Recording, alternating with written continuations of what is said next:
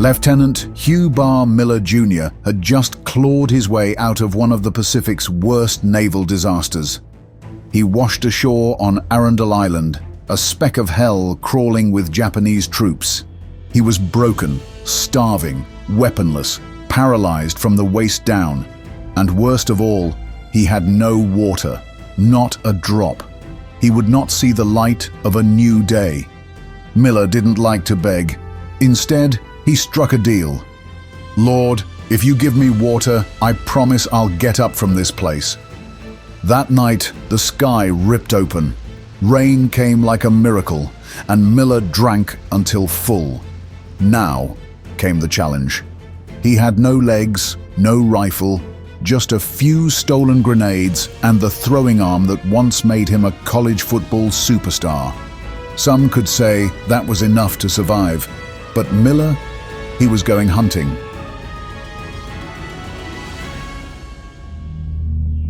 Lieutenant Hugh Barr Miller Jr. had traded his quarterback jersey for Navy whites 3 years earlier.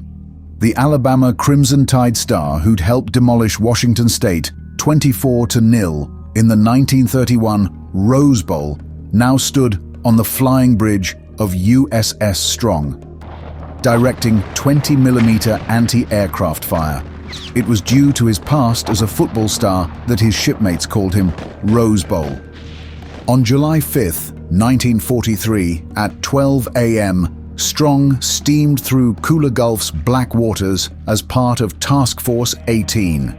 Strong and USS Nicholas had peeled off from the main force, made of cruisers Honolulu, Helena, and St. Louis, to execute a 10-minute bombardment of Vila Stanmore. Shore batteries erupted, star shells burst overhead. Miller directed his gun crews to hammer back.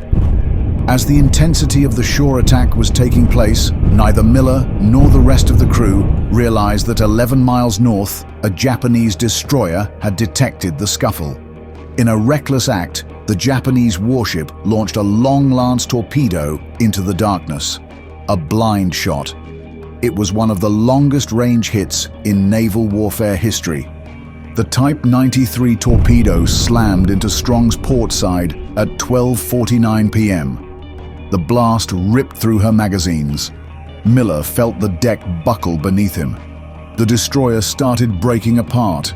It was sinking faster than anyone thought possible. Commander Joseph Wellings ordered the crew to abandon the ship. In the chaos of explosions skimming across the water, enemy shells splashing close aboard, USS Chevalier executed an unthinkable maneuver. She rammed Strong amidships. It was a move straight out of destroyer school, meant as a deliberate rescue maneuver. Steel ground against steel. Sailors threw cargo nets between the grinding hulls. Miller fought his way down from the bridge. 2 men were tangled in twisted metal near the main deck. He wrenched them free and shoved them toward Chevalier. 7 minutes. That's all they had. Under fire, in darkness, 234 enlisted men and 7 officers scrambled across the nets from one destroyer to another. However, Miller never made it. Strong lurched, separating from Chevalier. He hit the water hard. Before he could compose himself and make his way to Chevalier, Strong's depth charges detonated. The blast wave crushed him like a sledgehammer. Everything went black. When consciousness returned, he was floating among oil and debris. He recalls, "I thought I was dying, but then I rallied." 46 sailors were lost that night. Miller wasn't ready to make it 47.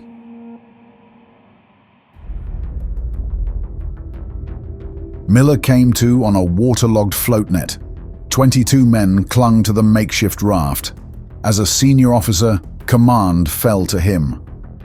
3 days passed. The current dragged them northwest through the Kula Gulf. No water, no food. Just oil-slicked bodies baking under the Solomon Islands sun. Men slipped away in the night. There one moment, gone the next. Miller held on, gave orders through cracked lips, and kept the living focused on survival. On July 8, They spotted it. Land. A speck of coral and sand is barely worth calling an island. 6 survivors made it ashore. They found rainwater trapped in rock pools and a few coconuts. It wasn't enough. 2 days later, Seaman Hendricks passed away. They scraped out a shallow grave with their hands. On July 13th, Miller ordered the move to Arundel Island, a bigger landmass with more resources.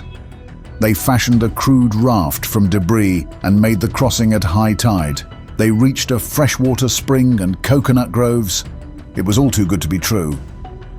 That's when they spotted the Japanese footprints, fresh ones. Patrols were working the island. Fireman Second Class Garrett did not make it through the night. 4 men left. Miller's condition deteriorated fast. The thing in his spine had gotten worse. He was slowly losing control of his feet. He tried to move them. Nothing. Paralysis was creeping up from his waist. By July 15th, Miller made the call. He gathered the 3 survivors, Scotty, Joe, and young radioman Third Class Peterson. He knew he couldn't go with them. "You're shoving off. Now make for New Georgia. Find our lines." Scotty protested. Miller was not having it. "That's an order." He handed Scotty his sheath knife, keeping only a penknife with a 1-inch blade. They left at dawn. Miller watched them disappear into the jungle. They never made it.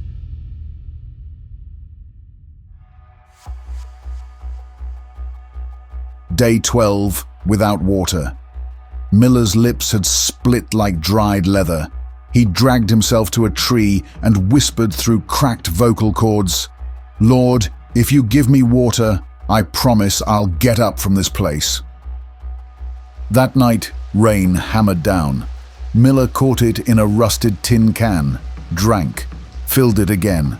The paralysis in his legs began to fade. Each morning, he forced himself to stand, walk. The pain nearly dropped him, but he kept moving. A Zero caught him on the beach. Cannon rounds peppered the beach. Shrapnel tore into his neck and arms. Miller crawled back to cover and squeezed the wounds until the bleeding stopped. By August 3rd, he found a Japanese sailor who washed ashore. Miller searched the body like a supply depot. 2 Type 97 hand grenades, rusty firing pins, 1 bayonet, moldy rice, socks and shoes. The shoes didn't fit and his feet were too big, but the grenades worked fine. The first patrol came at dusk. 5 soldiers in a column. Miller waited in the undergrowth, pulled the pin, and counted. Miller would later recall with a smirk, "My quarterback arm that I used at Alabama was right on the button." 5 enemy soldiers were gone. From August 9th to the 14th, Miller became a ghost. He memorized patrol schedules, timed his attacks with PBY Black Cat bombing runs to make sure the explosions masked his grenades. Machine gun nests became his specialty. He'd crawl close, lob grenades, and disappear. Collect intelligence from the bodies, unit patches, documents, and maps. One night, a grenade failed to take out everyone in a nest. A Japanese soldier crawled away, screaming. Miller jumped him and ended his life with his bare hands.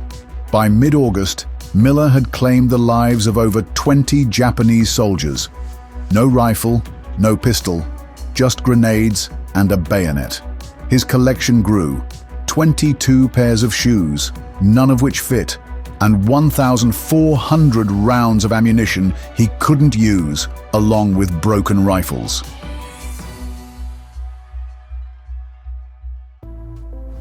Then Miller stumbled onto a treasure. The Japanese were running barges down Arundel's coastline at night, cutting through Hawthorne Sound to a concealed landing on New Georgia. Every document he'd found confirmed it: supply schedules, unit movements, reinforcement routes, intelligence that could save American lives. He needed to get the word out. Miller developed a routine. After the dawn patrol passed, he'd scratch messages in the sand. His name, rank, and ship, Japanese route through Hawthorne Sound. Erase before the noon patrol. rewrite after, wipe clean before sunset. On August 16th at 8 a.m., a Navy torpedo bomber roared overhead, low and slow. The pilot spotted movement and circled back, saw the red beard, the skeletal frame, the frantic waving. An American. Within an hour, a Marine J-2F Duck floatplane touched down offshore. The rescue team launched an inflatable boat and found Miller clutching a waterproof pouch stuffed with Japanese documents. 43 days behind enemy lines had produced an intelligence windfall. They evacuated him to the Forward Aid Station in New Georgia. He was no more than 90 pounds of bone and sinew, still gripping that pouch. From there to the Fleet Hospital at Espiritu Santo, word traveled fast. The quarterback who'd fought a one-man war. Miller's intelligence had already shifted patrol boat operations and disrupted Japanese supply lines. The Navy tallied it up. 2 Navy Crosses, 2 Silver Stars, 6 Bronze Stars, 2 Purple Hearts, and 27 decorations total. Twice nominated for the Medal of Honor. Life magazine ran the story. Ronald Reagan featured him on This Is Your Life. Miller retired as captain and passed away in Florida on June 21, 1978. Historian Stephen Harding would write, "I don't believe any World War II American service member was better suited to survival on an enemy-occupied island." The Mississippi farm boy who became Rose Bowl quarterback had played his finest game.